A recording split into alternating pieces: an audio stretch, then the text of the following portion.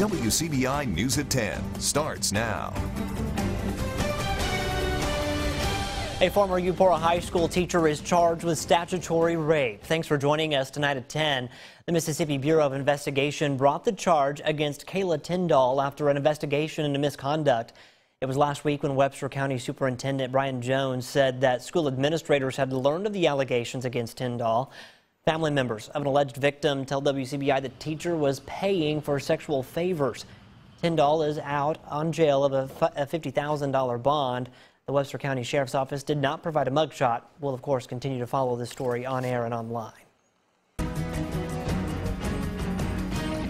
The trial of a former Starkville police officer charged with a child sex crime is delayed. Charles Jordan's case was set to go to trial today in Ottawa County Circuit Court, but his attorney asked for a continuance. He's facing a felony charge of exploitation of a child. The alleged incident dates back to 2016 when Jordan and another officer responded to a runaway juvenile report.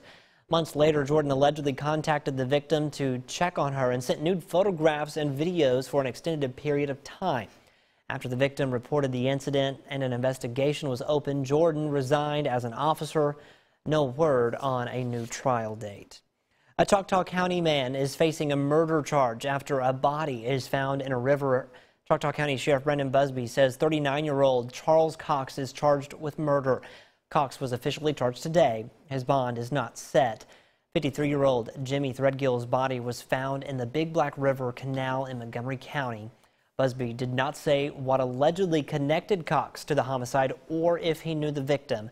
Deputies in Montgomery and Choctaw counties have been investigating this case along with the Mississippi Bureau of Investigation. The cause of Threadgill's death is still under investigation. A brewing controversy at the state capitol centers around what happens when a state retiree is elected to the legislature and how to pay them. Courtney Ann Jackson explains. These 4 state retirees ran and won House seats in the last election. Now their pay and effectively their seats are in jeopardy. And apparently the powers that be, the leadership in the House, doesn't want retirees serving. One, Ramona Blackledge, has already resigned. Representative Billy Andrews says Speaker Philip Gunn won't pay them the reduced legislative salary they expected. If they get the full salary, it would put them at odds with the PERS rule. And those retirement benefits are the primary source of income for most retirees. But I will have to make that decision either to quit drawing my benefits or to resign. Here's the deal. There's an attorney general's opinion that says state retirees could collect their retirement benefits plus a smaller percentage of a lawmaker's salary. And PERS, the Public Employees Retirement System, made a rule change last year. Andrews says Gunn first said that AG's opinion was political, then said he thought it was double dipping, and is now saying he believes it violates state law. So if you're not a retiree, why should you care? Here's one reason. Really important that we have former educators serving in the legislature to help craft the legislation and policy that dictates how our children are taught every day. The argument for those in favor of allowing retirees to serve here is that their experience is needed context. But the Parents Campaign notes this type of bullying by the speaker, I think, discourages them from running in the future. Speaker Gunn's office notes they are following state law, and the only way to change that is to let it go through the legislative process. Courtney Ann Jackson, WCBI News.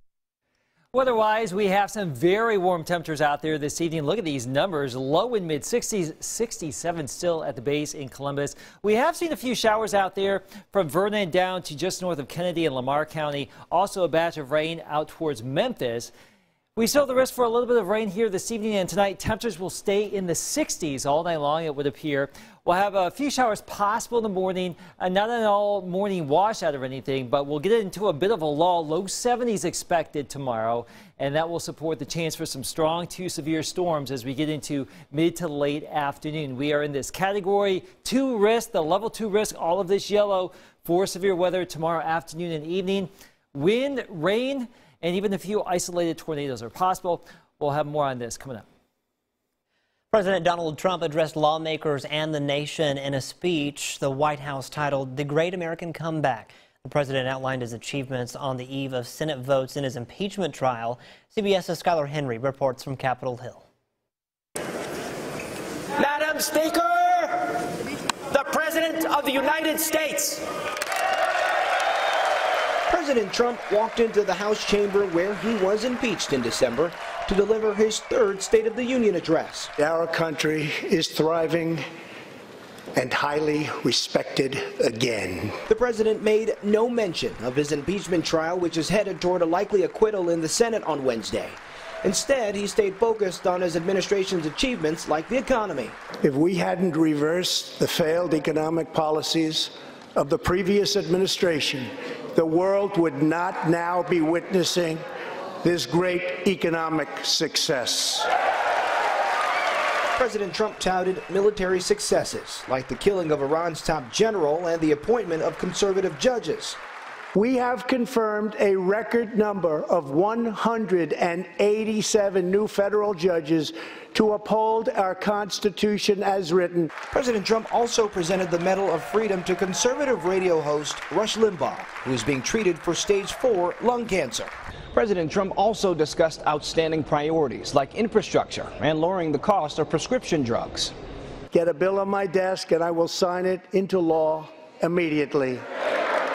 House Democrats chanted H.R. 3 in support of their prescription drug bill. House Speaker Nancy Pelosi and dozens of Democratic women wore white in honor of the suffragist movement. A handful of their party colleagues boycotted the address. Skylar Henry, CBS News, Capitol Hill. On a historical note, President Clinton also delivered a State of the Union address during his impeachment trial in 1999 and made no mention of it in his speech. Well, counting the votes from the Iowa caucus is taking longer than expected, but with most of the numbers and a new leader is emerging, CBS's Michael George has the very latest from Des Moines. That's why what happened last night is simply unacceptable. The chairman of Iowa's Democratic Party apologized for the delay in results from Monday's caucuses. Then came the news. In the state delegate race, Pete Buttigieg is on top, followed by Bernie Sanders and Elizabeth Warren. Joe Biden is fourth. With more than 60% of the vote tallied, Buttigieg reacted to the news. It validates for a kid somewhere in a community wondering if he belongs or she belongs or they belong. Speaking on his way to New Hampshire, Sanders, who's leading in the popular vote, shared his frustration at the delay. Obviously, I am disappointed. I suspect I could speak for all the candidates, all of their supporters, and the people of Iowa. The presidential campaigns moved on to New Hampshire, while Iowa's Democratic officials were sorting out an epic meltdown, blaming a coding issue for the delay. In the midst of uncertainty, the candidates tried to make the best of it. What an amazing night we had last night. I'm someone that thrives in chaos. You want a steady hand in chaos, right? Because of the technical glitch, staffers went to each caucus site to cross-check hard copy results and make sure the numbers were right. Joe Biden was shut out of the lead after hitting an optimistic note earlier Tuesday. But I feel really good about getting more than our fair share. Precincts here said they did not get to test the new technology ahead of Monday's caucus, and the delayed results were a glaring embarrassment for the state that prizes its role as the first contest in the primary season. Michael George, CBS News, Des Moines, Iowa. The next stop for the candidates is New Hampshire. Its primary is February the 11th. All right, we're going to send things back over to Chief Meteorologist Keith Gibson. Keith, a bit of some changes coming our way. Still warm, but we have some. Thankfully. You like it? I love it. The trade-off here, Scott, storms, and they are in the forecast for tomorrow. I love Sir Bentley. Look at that little pup right there. And he's going to get ready for some showers, perhaps in the morning, some storms by mid to late afternoon. Some of those could be on the hefty side, but we will still be in the low 70s in many spots. The full forecast is next. For WCBI First Alert AccuWeather Forecast with Chief Meteorologist Keith Gibson.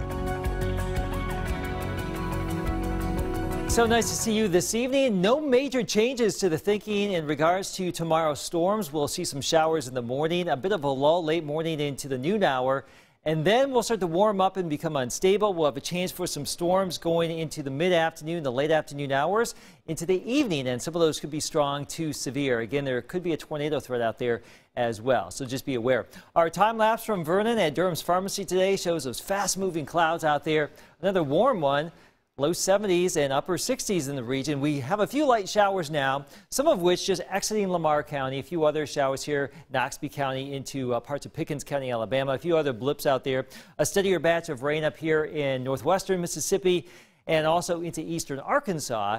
There's a cold front back to the northwest that's inching our way. That will move through, or this area of low pressure will move through the area tonight as the week area of low pressure. That storm out there in Texas, that's going to be the big one for tomorrow. So we have this frontal boundary in place. Look at these temperatures, 60s for us, 50 in Memphis, 33 in St. Louis. Now, that cold front's going to come on in and stall out later on tonight and then lift back to the north as a warm front. So some of you from Oxford to Coffeyville, New Albany, you could briefly cool down later tonight before you start to moderate tomorrow. Farther south, I think we're stuck in the warm sector tonight and tomorrow, and these spring-like temperatures will continue.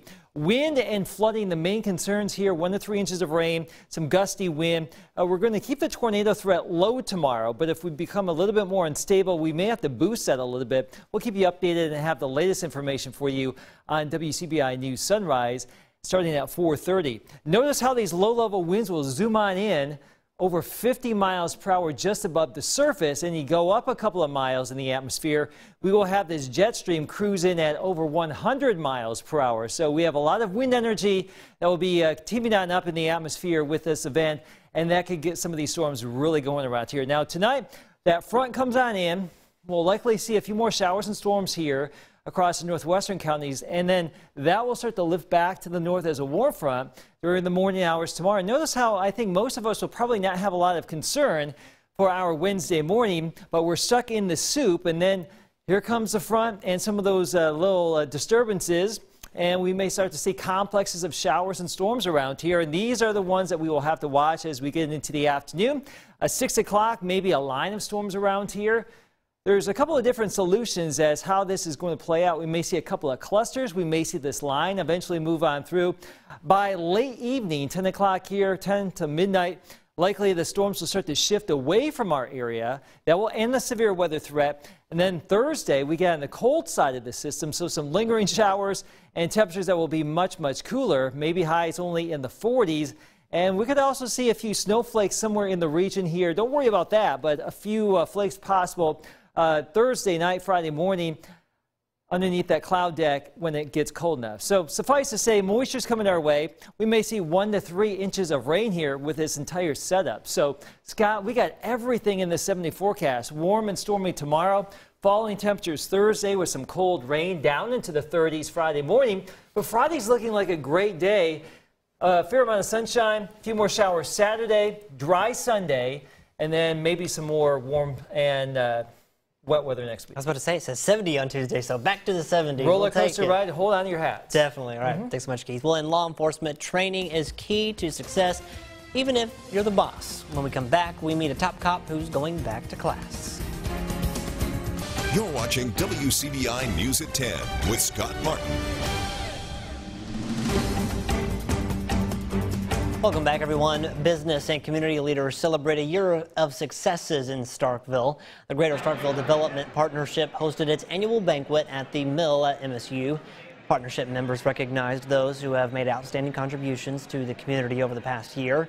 Business, government, and tourism leaders also got to hear about the latest trends and opportunities in economic development in Starkville and in Oktibbeha County.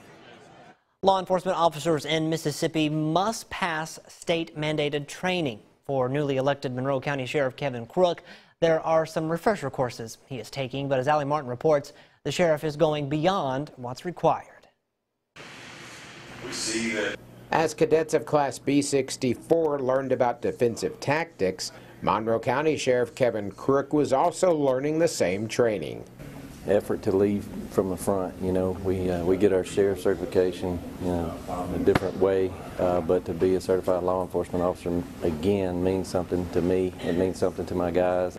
Crook served as a deputy with Monroe County for 9 years before becoming a justice court judge. The refresher courses he needs are primarily classroom courses, but he also knows the importance of being ready for any situation. The sheriff says the training is tough, but vital for any officer, especially those starting their career. They've been encouraging to me just to see them. Brings back a lot of memories of how hard it was going through this in the first place. Defensive tactics training is physical and demanding. It's meant to prepare officers for situations when a suspect is aggressive. In fact, much of these specific techniques can't be shown to the public, but it is a way for an officer to regain control of a situation using less than lethal force. For our story, I was asked to play the role of a suspect attacking a police officer. Instructor Derek Nelson demonstrated one way to stop a belligerent suspect.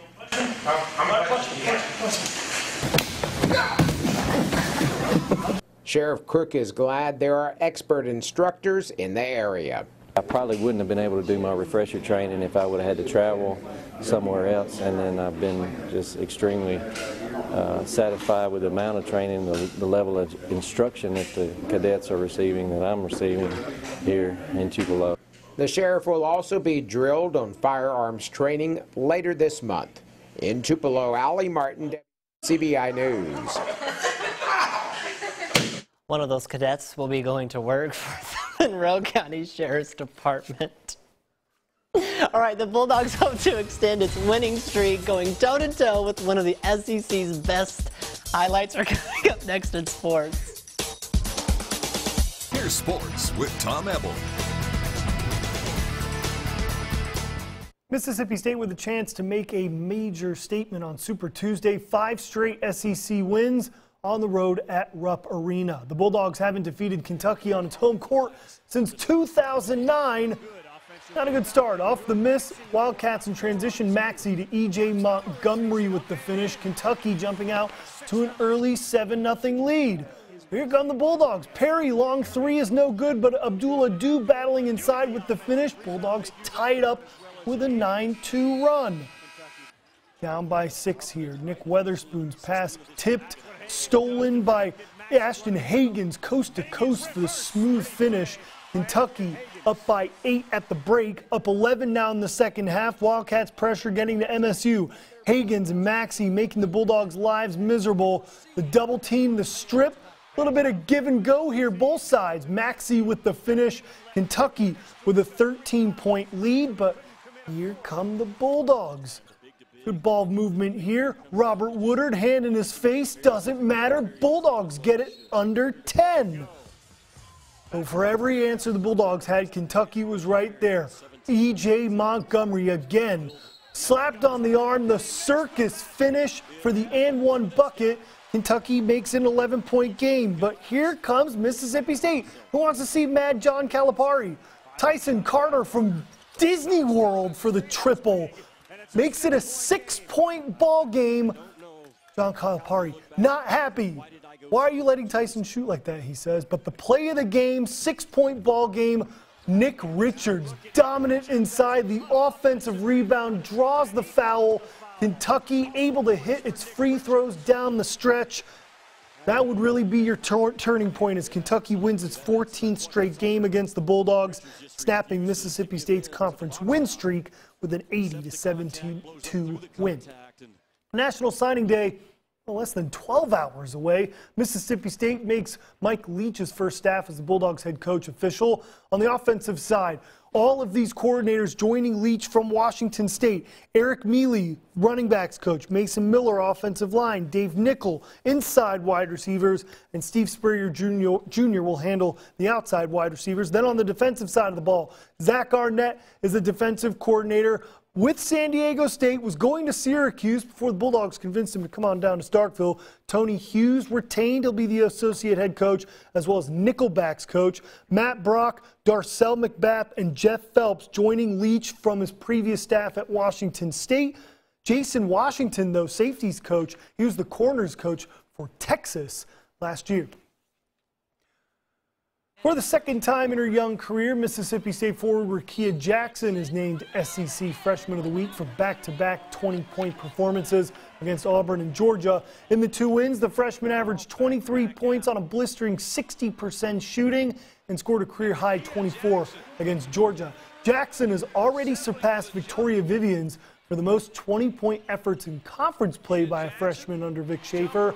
4 times she's reached that mark. 6A boys soccer North half final. How about the Wave fans showing up? Gold Wave hosting Madison Central. First half, Jags up 1-0. Parker late with the free kick, but punched out by Eric Velasquez for the Wave. Corner kick here for the Jags. Noah Hinkle with the shot, but Velasquez adds another save to his tally, keeping this just a 1-score ball game. Then, before the end of the first, Tubelo's David Sanders. Look at this strike from 35 yards out. Oh, heck of a grab by Garrett Wise for the stave. Fast forward to the start of the second half. Jags on the attack. Fabian Barker loses the ball, but Noah Garrett there to clean up. The insurance goal is how it would end. Madison Central defeats Tupelo in the North half final 2-0. 2-0 was not the theme Tupelo wanted to hear today as Clinton eliminates the Tupelo Lady Wave in the 6A girls North half final. Wave able to overcome injury to put on a heck of a season, just 1 game short of playing for a state championship. Baseball here, it's officially here. ICC on the road at Southwest Tennessee. Here's a familiar sight to end your sportscast. Former New Hope Trojan Tyler Murphy, the grand salami. Everyone comes home. ICC dominates in first game of the year, 8-0 in game 1, 16-0 in game 2. Just if you didn't have enough sports in your life. Baseball, right? Soccer, basketball, it's that wonderful time of year, crossovers everywhere. Yeah, we love it. All right, sounds good. Thanks, Tom. We'll have last look at your forecast when we come back. All right, here's that 7-day forecast. Keep in mind, we do have the risk for some strong to severe storms tomorrow afternoon and evening. We'll have the very latest starting at 4:30 on sunrise. Vanessa will be in, and the whole weather team's on staff tomorrow. Yeah, you're even coming in early tomorrow. Coming in early, just babysit things, and then we'll clear that system out. And you know what? We'll cool down a little bit going towards the weekend. And Tom, we know you got a busy day tomorrow, so we're going to send good vibes to you, Courtney, and Chris, and everybody out there. It's going to be a great day. Those signings. It will. It's going to be. It will. It will. Thanks for joining us tonight, everyone. Have a great night. We'll see you right back here tomorrow.